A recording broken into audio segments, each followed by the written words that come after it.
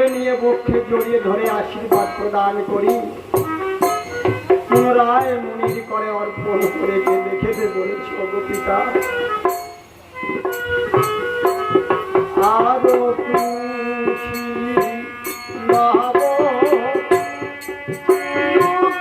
ভাই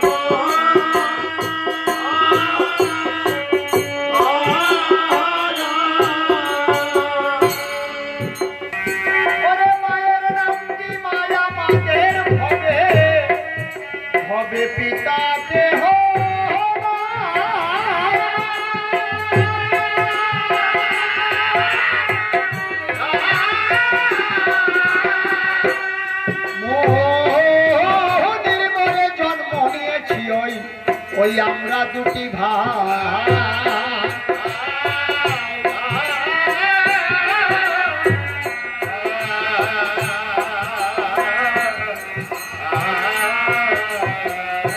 দেখে বলেছে কুশিলা, কেহ যদি জিজ্ঞাসা করে বলতে পারবে তো?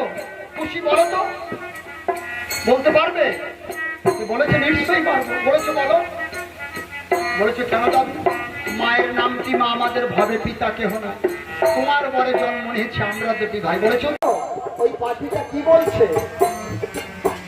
তখন ওই মৌলবী বলছে, পাখিটা বলছে আল্লাহ রসুল খোদা। সে ঠিকই বলছে, ওই মোল্লা ঠিকই বলছে যে পাখিটা বলছে আল্লাহ রসুল খোদা। আর হিন্দুরা কি বলে? হরে কৃষ্ণ রাধা। তাই আপনারা এই আসরে মায়েরা সবাই বসে আছে, আমি এই যে রামায়ণ গান করছি, কত উপমা কত উদাহরণ দিয়ে যাচ্ছি, এগুলো যদি আপনারা ধরে না রাখেন তাহলে এই আসরে বসে কোনো লাভ নেই। কারণ গায়ক হিসাবে আমি পথদর্শক, অর্থাৎ সবাইকে পথ দেখিয়ে দিচ্ছি। যদি আপনারা সেইটুকু ক্যাচ করে না নিতে পারেন তাহলে বৃথা দিনে দিনে এই যে অসার সংসার, তুমি কার, কে তোমার, কে বা আপন, কে বা পর, এই অসার সংসারে বলেন না কে আপন কে পর। একটা ওই গাছ কাটলে ওর একটু সার আছে, কিন্তু মানুষ মৃত্যুর পরে কেটে দেখেন কোনো সার আছে? সার বস্তু বলতে কিছু আছে? একটা গাছের সার আছে, কিন্তু আমাদের কোনো সার নেই। এই যে অসার সংসার, তুমি কার, কে তোমার, কে বা আপন, কে বা পর। এই যে সোনার দেহ, এই যে সোনার দেহ রাখিতে পারিবে না কেহ, শ্মশানেতে যেদিন দিবে টান। কোথায় রবে পুত্র ভাই, দুয়েতে রবে সবাই, পিতা মাতা আত্মীয় স্বজন, এ দেহে ছাড়িলে প্রাণ। মরা বলে দেবে গড়া, ঘৃণাতে কেহ নেই ছবে। যখন মানুষ দেহ ত্যাগ করে, অনেকে শোয় না, স্পর্শ করে না, অনেকে দূরে দাঁড়িয়ে থাকে, কিন্তু ও চলে গেছে জানে না সে যে একদিনও আমাকে অমনি ভাবে যেতে হবে। তাই এই যে সোনার দেহ রাখিতে পারিবে না কেহ, শ্মশানে ঘৃণাতে কেহ নাই ছবে। বন্ধুবর্গ সবে মিলে নিয়ে যাবে নদীর ঘাট। তাই এই সার বস্তু নিতে গেলে একমাত্র গুরুর নামকে স্মরণ করে চলতে হবে। গুরু নাম হিকে বলাম। তাই ওই সার বস্তুটা আমাদের সবাইকে সময় থাকতে গ্রহণ করতে হবে, নতুবা উপায় নেই। কেউ কেউ হরি ভক্ত, কেউ সতী মায়ের ভক্ত, কেউ অনুকূল ঠাকুরের ভক্ত। যে যাকে ধরে আছেন তাকে ধরে রাখবেন। একবার দীক্ষা শিক্ষা নেবার পরে, একবার মাথা গুরুদেবের কাছে ডাকার পরে সেই মাথা আর অন্য কাউকে বেচতে না, আর অন্য কোনো গুরুদেব তাকে নাম দিতে চায়। ডেকে বলেছে, খুশি ভাইরে, দাদু মনে হয় আগের থেকে জানতেন। দাদু যেতে না যেতেই অশ্ব এসে উপস্থিত। এই সমালা, এই কথা বলছিস না, কথা বলিস না, চুপচাপ গান শোন। তুই আমাদেরই মেয়ে, আমাদেরই বোন।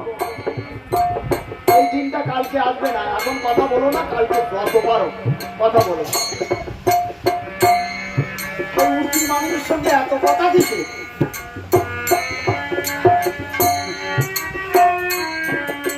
তাই লব দেখে বলেছে, খুশি ভাইরে, দাদু মনে হয় জানতেন, যেতে না যেতেই অশ্ব উপস্থিত হয়েছে। তাই লব ডেকে বলেছে, খুশি ভাইরে, দাদু বলেছিল না, যদি অশ্ব বলে জয়পত্র লেখা থাকে তাহলে বুঝতে হবে এটা যজ্ঞের অশ্ব, আর যদি না থাকে তো বুঝতে হবে এটা যজ্ঞের অশ্ব। তুই চেয়ে দেখ এই অশ্ব বলে কি জয়পত্র লেখা আছে। তাই দাদার বার্তা শ্রবণ করি খুশি ধীরে ধীরে অশ্বের নিকটে যে দেখতে পায় অশ্ব বলে জয়পত্র লেখা। তাই ডেকে বলেছে, দাদা এই অশ্ব বলে জয়পত্র লেখা আছে। তাই বাপ ডেকে বলেছে, খুশি ভাইরে, তাহলে তুমি জয়পত্র পঠন পাঠন করো, পঠন পাঠন করো, আর আমি বৃক্ষ মূলে বসে শ্রবণ করি। তাই লাভ বৃক্ষ মূলে বসে শ্রবণ করছি, আর খুশি ওই অশ্ব বলে যে জয়পত্র লেখা আছে ওই পড়ছি। আর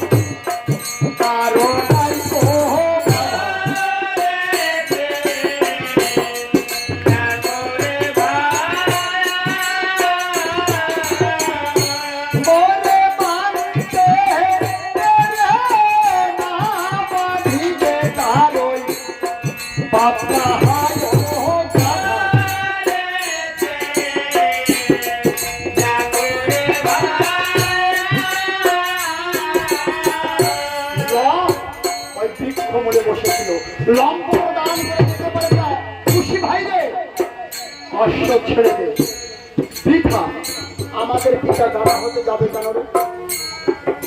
তাই খুশি ডেকে বলেছে, দাদা একটু শান্ত হও, এখনো নিচে দু লাইন লেখা আছে, আমাকে পড়তে দে না। তাই লব বলেছে, ঠিক আছে খুশি ভাই, তুমি নিচের দু লাইন পড়ো, আমি শ্রবণ করি। তাই তোমরা বৃক্ষ মূলে বসলেন। তাই নিচের দু লাইন পড়ছে, সতী মায়ের হলে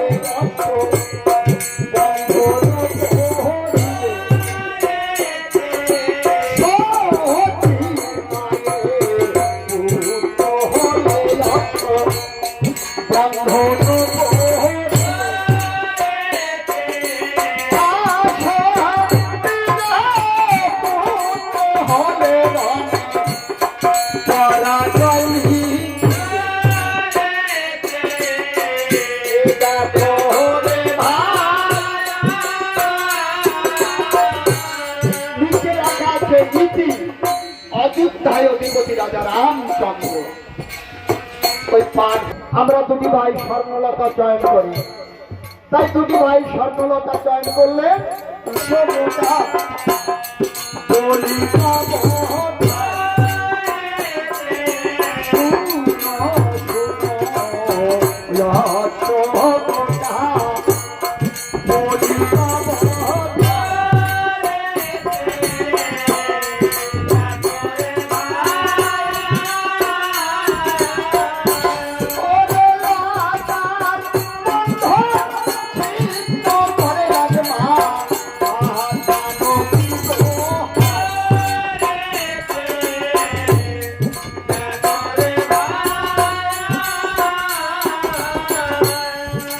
যখনই মায়ের নামের দোহাই দিয়ে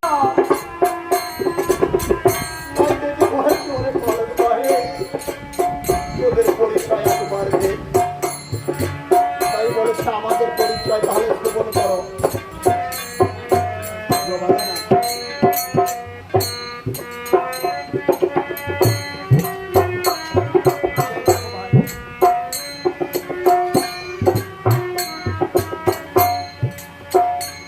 আরো মায়ের নাম মায়া আমাদের ঘরে পিতাকে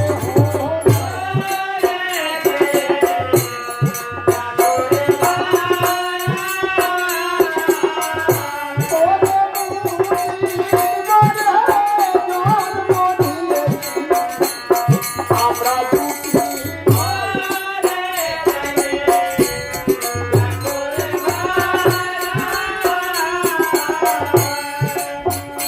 শত্রুর মধ্যে বলে চোরে পালাতে বাইরে জানো ভাবের পিতা না থাকলে পুত্র আসতে পারে না। তোরা সত্য পরিচয় দিই বলে মশাই আমরা মায়ের কাছ থেকে যা শুনেছি তাই বলছি।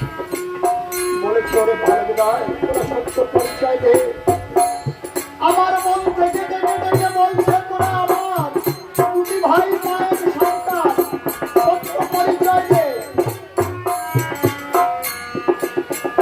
তাই আজ দুটি ভাইয়ের আপাত মস্তক নিরীক্ষণ করি তিনি শত্রুঘ্নের মনে পড়ে গেছে সেই দিনের কথা। পঞ্চমাস গর্ভবতী অবস্থায় তার মাকে তার দাদা ঠাকুর লক্ষণের করে দিয়ে বলেছিল যা লক্ষণ তোর মাকে নির্বাসনে রেখে আয়। আমার মনে হবে না দুটি ভাই আমার মায়ের সন্তান। ওরে বালকটা আমি বুঝতে পেরেছি তোরা আমার মায়ের সন্তান। তাই তাদের করে যে ধ্বংস সবে পবিত্র নবী, অতি আহারে নবী দুটি দান্ত বলে।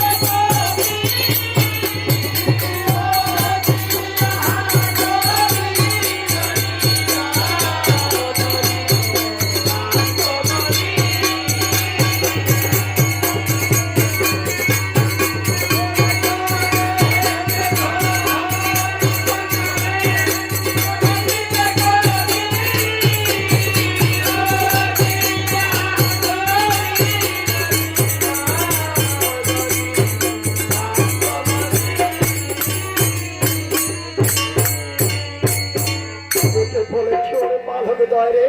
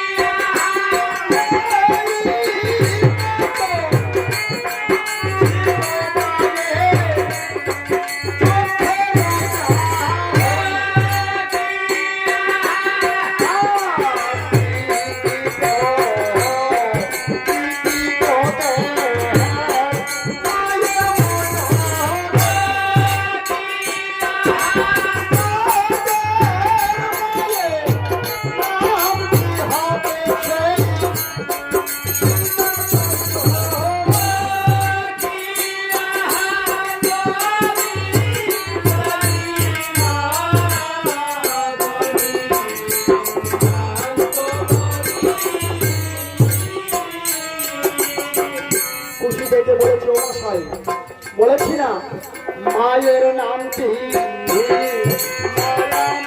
হবে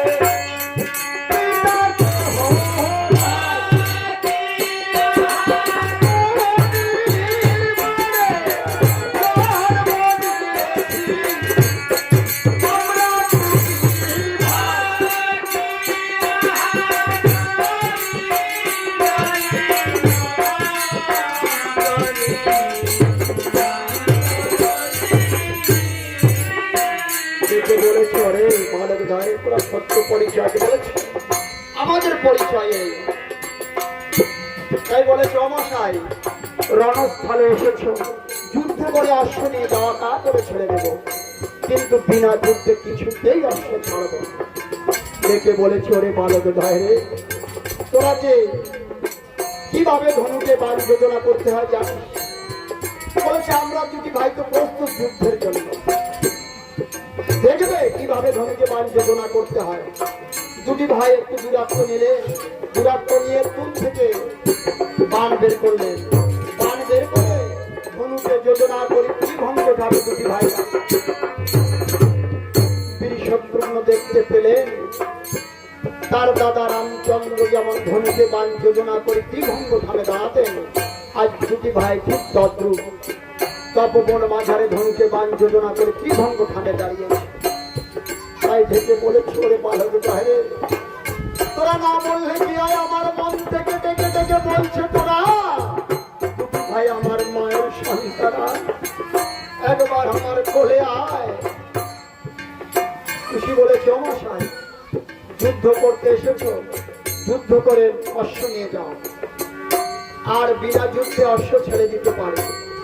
ওই অশ্ব বলে যে জয়পত্র লেখা আছে না, ওখানে কেটে দিয়ে লিখে দিয়ে যাও রামচন্দ্রের জননী অশোক, তাহলে বিনা যুদ্ধে অকাতরে অশ্ব ছেড়ে দেবো, নতুবা কিছুতেই ছাড়া। বীর শত্রুঘ্ন দেখে বলেছে ওরে বালক ভাইরে, তোরা বর্তমানে আমাকে জর্জরিত করিস না রে, তোরা জানিস না রে কাকে কি বলছিস। আয় একবার আমার কোলে ওরে, কোলে এসে আমার পিতা জ্বালা জন্মের মতন জুড়া হয়, আয় তোরা আমার মায়ের সন্তান। কুশীবীর তীক্ষ্ণ ভাবে বলেছে অমশাই রণস্থলে যুদ্ধ করতে এসে যুদ্ধ করে অশ্ব নিয়ে যাও, নতুবা বিনা যুদ্ধে কিছুতেই ছাড়ব না। বলেছি না অশ্ব বলে যে জয়পত্র লেখা আছে, ওখানে কেটে লিখে দিয়ে যাও যে রামচন্দ্রের জননী অশ্ব, তাহলে অকাতরে অশ্বটিকে ছেড়ে দেব। ইহানো বার্তা শ্রবণ করি বীর শত্রুঘ্ন প্রধান্বিত হয়ে দেখে বলে চলে বালক তার যত বড় মুখ নয় যত বড় কথা, তবে যুদ্ধের জন্য তোমার দুটি ভাই প্রস্তুত হও।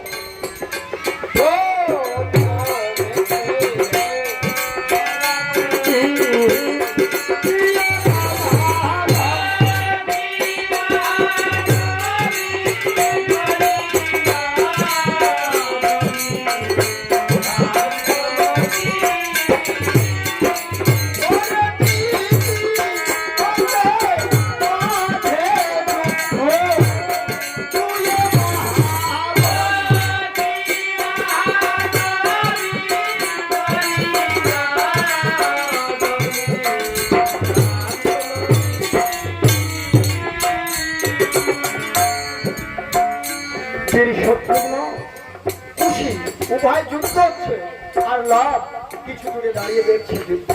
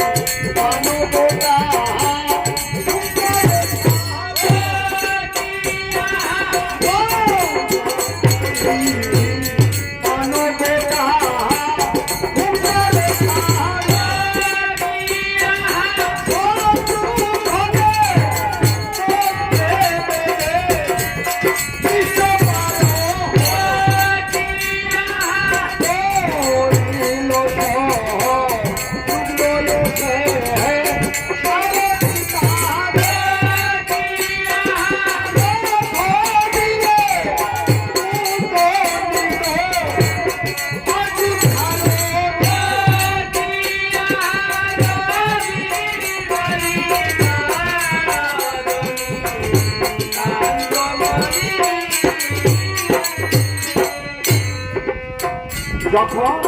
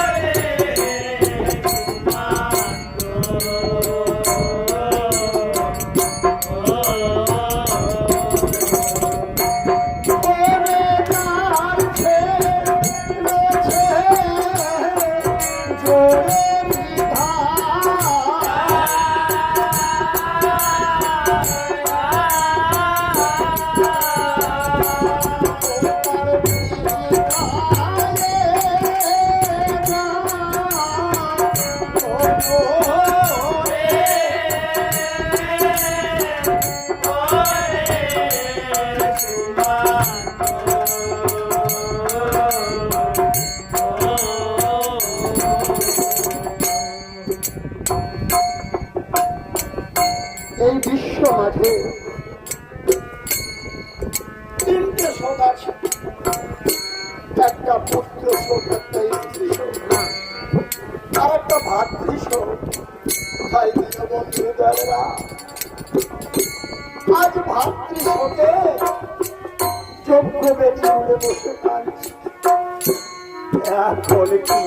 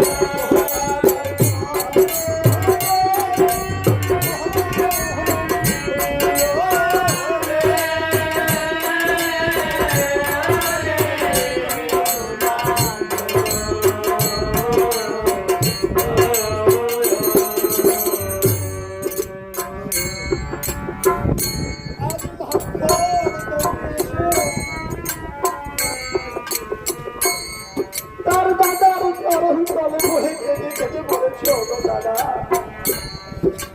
আমি কি আর ভাবছি সত্যলা সহ্য করতে পারছি না দাদা। দীনবন্ধু দয়াল লক্ষ্মণকে বলতে জড়িয়ে ধরে চোখ প্রভৃতি মিলে কাঁদছি।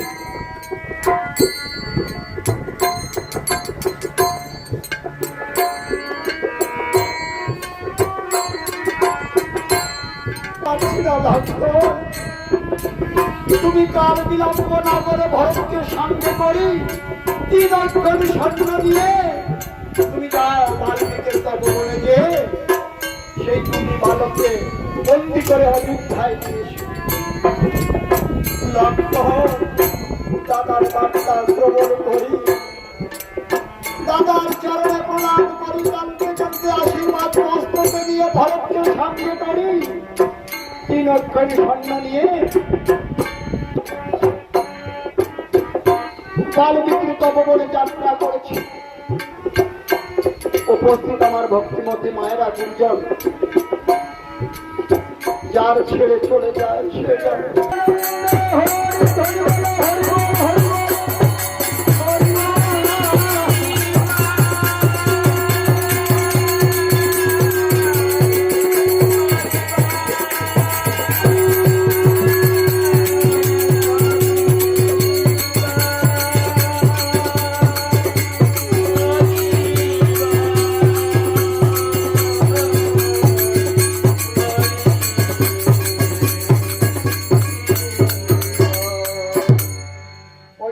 আমার বৌমা মাতাই থেকে এসছেন মিতা, সব ঠাকুর চরণে ভারতীয় প্রচালিত 100টি মুদ্রা ঠাকুর চরণে রাখলেন।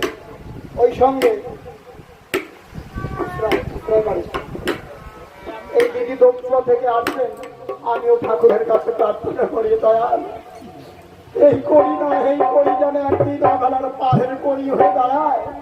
যেদিন সঙ্গে কেউ থাকবে না সেদিন তুমি এই করি নিয়ে নিজে হাতে বৈঠাবে ভবনকে তুমি পার করে দিয়ে দয়াল, এইটুকু তোমার আকুল চরণে আমার প্রার্থনা।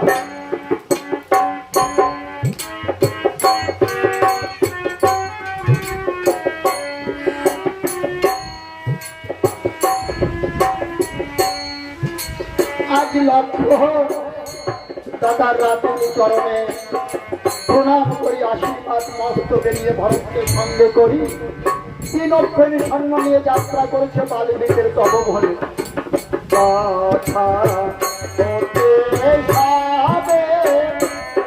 সবে মিলে রে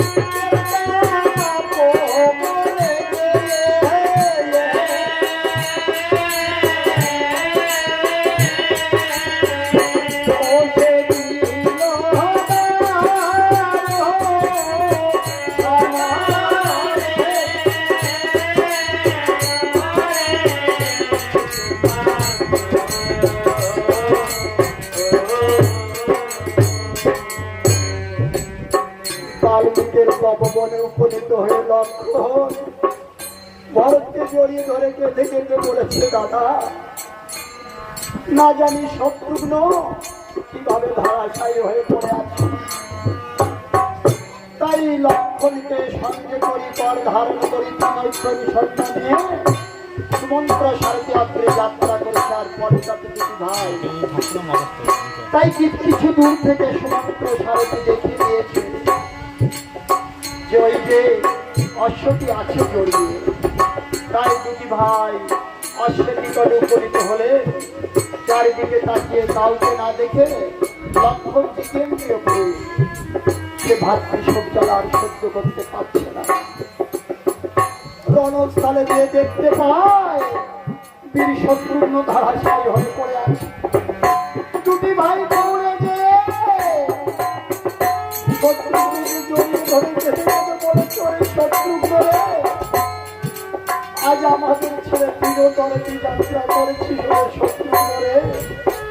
কিছুক্ষণ পরে দুটি ভাই ক্রন্দন সম্বরণ করি আসছে নিকটে যে প্রধান্বিত হয়ে ডেকে বলে দেয় যে আমাদের এই যজ্ঞের অশ্ববন্দী করেছ রে, তার বুঝি হইয়াছে মরিবার সার, অরুণ্যয় বরুণ্যয় রামের সঙ্গে বাস, বংশে বাঁচিবে কে হয়ে না করিয়ে সার, যদি প্রাণে বাঁচতে চাও তাহলে তন্ত্রে তীর ধারণ করে আমার পায়ে ধরে ক্ষমা ভিক্ষা হয়ে না। এহেন বার্তা লক্ষণের শ্রবণ করি দুটি ভাই তরু বৃক্ষত লম্ব প্রদান করি করে ধনুর্বাণ ধারণ করি নাচতে নাচতে লক্ষণ ভরত তিন সৈন্যর সর্বত উপনীত হলেন।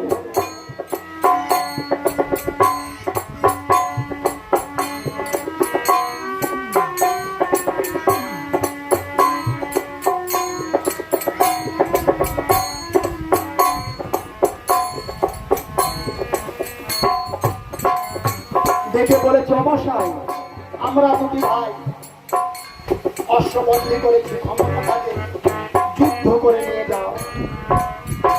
আজ বালক ঈশ্বর দর্শন করি ৭,০০০ বছর রাজ্য পরিচালনা করি।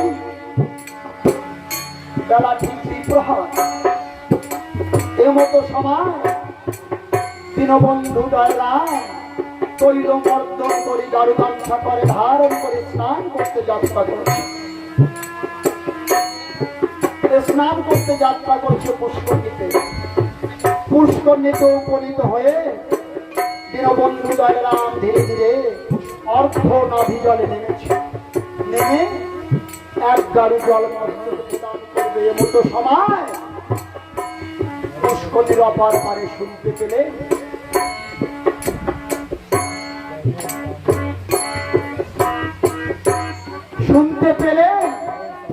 যে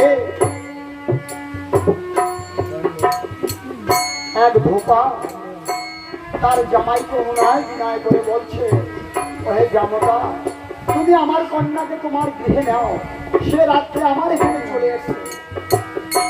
তাই তখন সে বলছে না না, তোমার কন্যাকে আর আমি গ্রহণ করতে পারি না, কারণ তোমার কন্যা আমার গৃহ থেকে চলে এসেছে। তুমি কি চিন্তা করেছো আমি রামচন্দ্রের মতো কাহা পুরুষ না? দীনবন্ধু দয়ারাম এক গাড়ু জল মস্তকে প্রদান করে এমন সময় শুনতে পেলে আজ হনুমানটা শুনতে পেয়ে দীনবন্ধু দয়ারাম চমকে উঠলে, আজ প্রজারা আমাকে এহেন বাক্য বলছে যে আমি আমার মতন কাহা পুরুষ নাকি, যে রাবণ সীতাকে হরণ করে নিয়ে লঙ্কার পরপরে রেখেছিল, আর সেই সীতাকে নিয়ে আমি ৭,০০০ বছর রাজ্য পরিচালনা করেছি, তাই আমি কাহা পুরুষ? এহেন বার্তা শ্রবণ করে দীনবন্ধু দয়ারাম আর স্নান হলো না। গাড়ু গামছা করে ধারণ করি ধীরে ধীরে নয়ন জলে প্লাবিত করি অন্তঃপুরে যাত্রা করেছি। এদিকে মা জানকী আমার ৫ মাস গর্ভবতী অবস্থায় অন্তঃপুরে বসে আছে। এমতো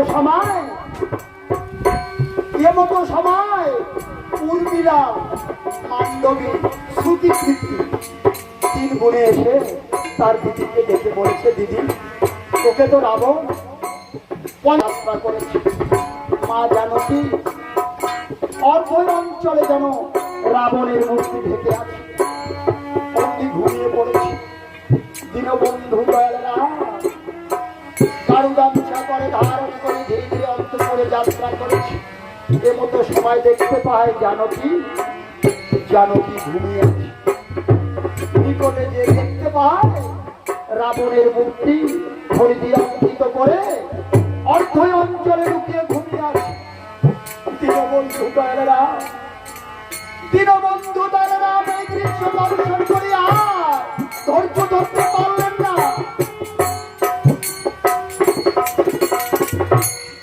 আজ নয়নের জল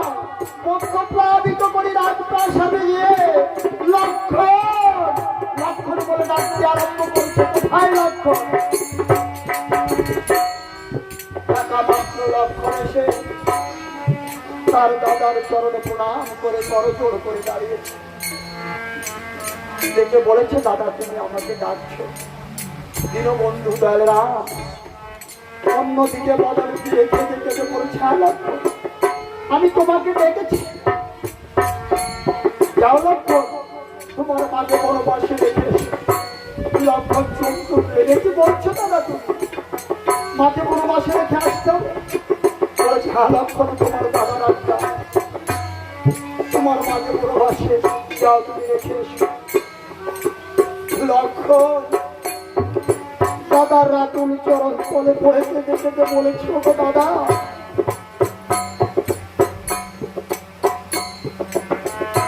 14টি বছর বলে বলে ভ্রমণ করি, মাকে উদ্ধারের তরে কতজনকে সহায় করি, সেতু বন্ধন করি, সাগরের পরপারে দিয়েছিলাম। কত যুদ্ধ বিগ্রহ করি, রাবণকে বিনাশ করি, মাকে উদ্ধার করি, 7,000 বছর পর্যন্ত রাজ্য তুমি পরিচালনা করি।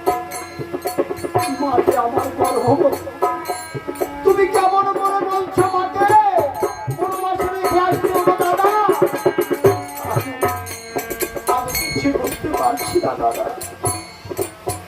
দীনবন্ধু দাদা লক্ষণকে বলতে জড়িয়ে ধরে কেঁদে কেঁদে বলে চলে লক্ষণে রে, আমি যে প্রজার মনোরঞ্জনের তরে বলতে পারতাম যে আমাকে তোর মাকে আমি নির্বাসনে রেখে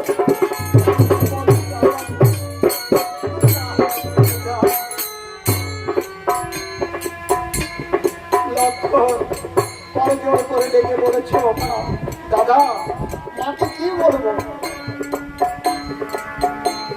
দীনবন্ধু দয়ালরাম ডেকে বলেছ, লক্ষণ তোর মাকে যে বলবি, ও মা তুমি না বলেছিলে 7 খাবার কথা, যে মুনি বালকগণ এসে মুনি পণ্ডিতগণ এসে যে পিণ্ড দান করে শরীরের তুলে, তোর মায়ের পিণ্ড খেতে ইচ্ছা হয়, তুমি তোর মাকে যে বল, চলো না দাদা বলেছে তুমি নাকি পিণ্ড খেতে চেয়েছো, তাই চলো দাদা আদেশ করেছি। লক্ষণ দাদার আজ্ঞা শিরোধার্য, তাই টানতে টানতে মায়ের বিপদে এসে দেখতে পায় মা তার ভূমিকা। মায়ের মুখপানে কোনোদিনও লক্ষণ টাকা নেই চরণের দিকে,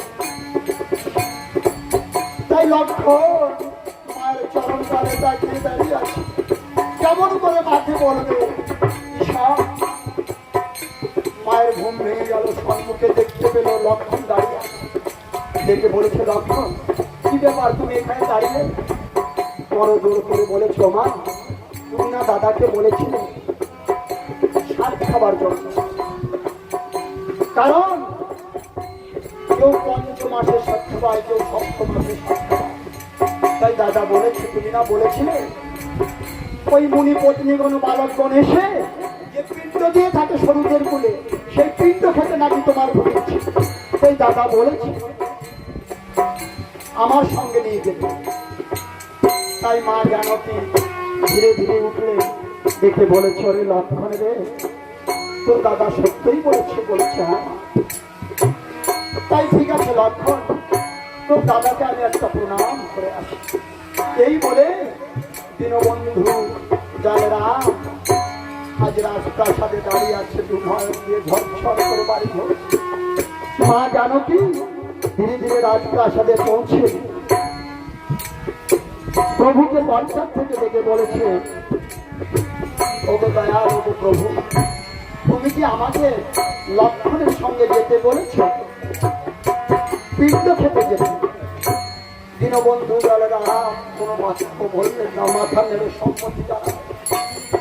মা জানকী বুঝতে পারলেন না, জানতে পারলেন না। প্রভুর সম্মুখে গিয়ে যখন প্রণাম করতে গেছে, দীনবন্ধু দয়ালরাম অন্যদিকে ধীরে ধীরে বদন দিয়ে দিলেন। তবু মা জানকী জানতে পারলেন না।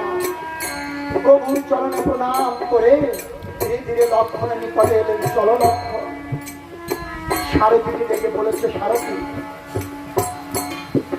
রথ নিয়ে এসে যখন সারথী রথ নিয়ে আসলেন, লক্ষণ তার মার কর ধারণ করে ধীরে ধীরে রথে বসালেন, নিজেও বসলেন।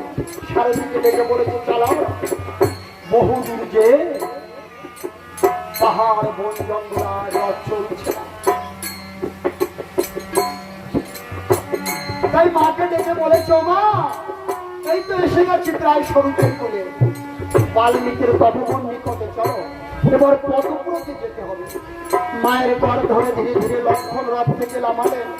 লক্ষণ অগ্রে যাত্রা করেছে, আর মা জানকী পশ্চাতে ধীরে ধীরে ধীরে ধীরে যাত্রা করেছে। তাই অনতি দূর কিছু দূর যে মা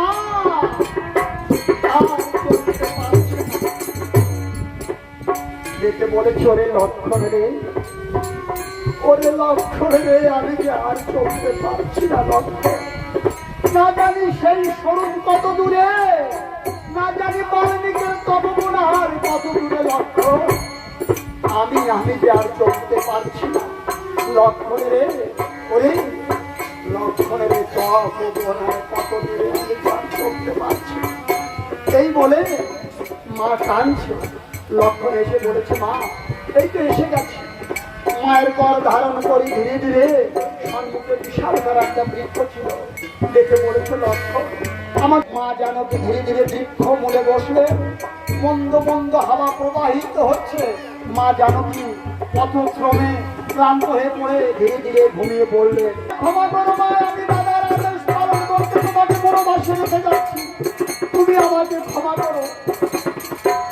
এই বলে লক্ষণ শত শতবার মায়ের উদ্দেশ্যে চরণে প্রণাম করে কাঁদতে কাঁদতে যাত্রা করেছে অযোধ্যায় অভিমুখে। সেই দিনের কথা লক্ষণের মনে পড়ে গেছে, তাই দুটি বালককে দর্শন করি মনে পড়ে গেছে সেই দিনের কথা। তাই ডেকে বলে, করে বালক দায় তোরা সত্য পরিচয় দিয়ে বলি, এই বলে তোর মা কি আছে রে, নবীন সৈনিক বলি, এই বলে তোর মা।